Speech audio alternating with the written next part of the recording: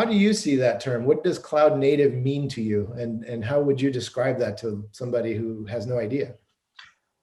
Yeah, so indeed, like there is different opinions, and in the end, the opinions matters because of the people that carry those opinions. So we want to respect, and everybody should have a say in what cloud native means for you, right? So that matters more than some definition made by some foundation somewhere.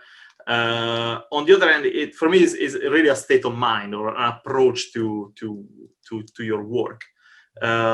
There's some elements of you could tell you can find some elements of cloud native already in the DevOps revolution that happened almost 10 years ago. So the seed for that was I think was put there by the early pioneers of DevOps.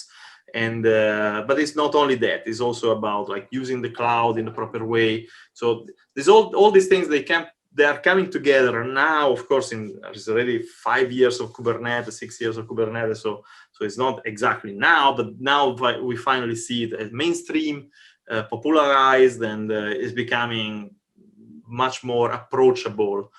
So because Kubernetes is getting easier, there's more focus on operators, and there's a bunch of things happening now that it makes it even more compelling. But the idea of cloud native is not new.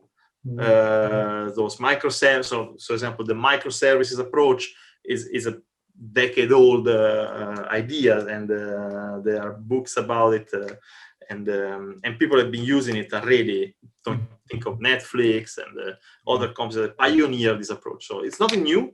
It's like Docker containers, right? Nothing new, just rebranding, but also a way to consume it in a more in an easier way. So cloud native is a way to consume all these ideas in a more approachable way. So it comes together. It's this perfect storm that is happening in the last 4 or 5 years, where all the containers, microservices that have been so popular, now they're coming together. Now with the cloud, you can just use them as they are.